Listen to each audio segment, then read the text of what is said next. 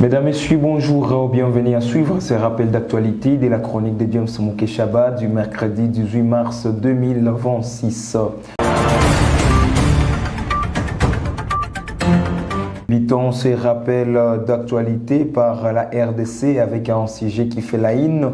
L'honorable Modeste Bahati-Lukwebo qui a démissionné officiellement de son poste de deuxième vice-président de la Chambre haute, le Sénat, dans une correspondance adressée au président du Sénat et rendue publique le mercredi 18 mars 2026 dans la soirée. Dans la lettre, on pouvait lire « Ma démission est motivée par la recherche de la sérénité au sein de la Chambre haute du Parlement et non par un avis d'une quelconque incompétence. » Oui, je viens de déposer ma lettre de démission de mon poste de deuxième vice-président du Sénat parce que je me disais que ça ne sert à rien d'engager un bras de fer avec mes collègues et je me suis dit, bon, de toutes les façons, quand on reçoit un mandat, on doit déjà se préparer à le quitter à tout moment.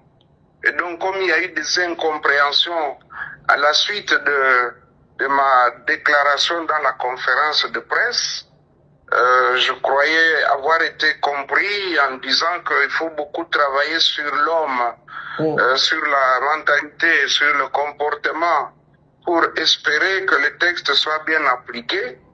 Je croyais m'être bien expliqué, mais voilà. Comme il y a eu des incompréhensions, dans ma nature, je n'aime pas la confrontation. J'ai préféré déposer ma démission aujourd'hui, 18 mars 2026. Parce que je ne m'étais pas prononcé sur pour ou contre la Constitution, la modification ou le changement.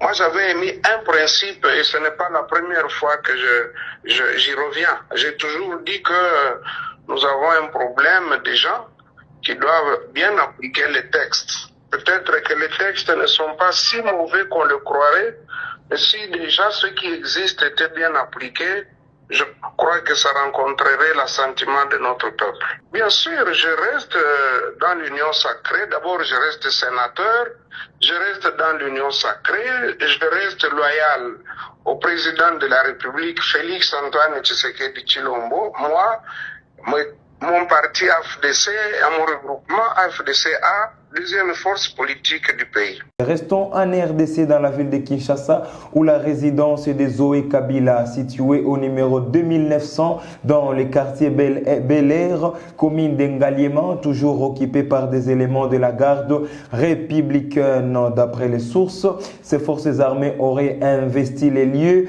depuis le lundi 16 mars 2026, procédant également à des actes de pillage dans cette propriété appartenant au frère de l'ancien président Joseph Kabila. Direction Sud Kivu avec le retour au calme dans la plaine de la Ruzizi après les affrontements ce mercredi 18 mars.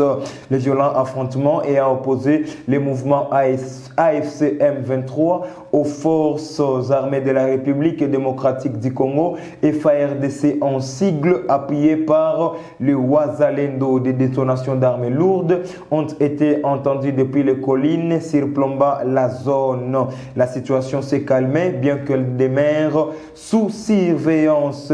Et à Bukavu, dans la campagne Ville Verte, une conférence sur la gestion des déchets a eu lieu dans la grande salle de l'université évangélique en Afrique IEA en sigle ce mercredi 18 mars 2026 à partir de 10h30 dans le cadre du mois vert organisé par la coopération suisse en République démocratique du Congo, placé sous les thèmes gestion des déchets à Bukavu, approche innovante et durable. Cette rencontre vise à sensibiliser et à échanger autour des solutions efficaces pour une meilleure gestion des déchets dans la ville de Bukavu. Terminons ces rappels d'actualité par les sports avec le jury d'appel de la Confédération africaine de football, CAF en sigle, qui a décidé en application de l'article l'article 84 du règlement de la Coupe d'Afrique des Nations CAN de déclarer l'équipe nationale du Sénégal forfait lors de la finale de la Coupe d'Afrique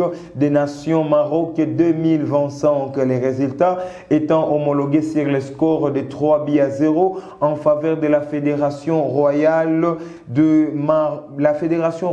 marocaine de football. Décision qui suscite plusieurs questions et réactions au sein du continent africain. Le Sénégal, à son tour, au travers de sa fédération, souligne que le trophée ne quittera pas leur pays. Mesdames, Messieurs, c'était tout pour le rappel d'actualité de la chronique de James Mukeshaba. N'hésitez pas surtout de vous abonner à nos différentes plateformes afin de suivre l'actualité en temps réel. Merci.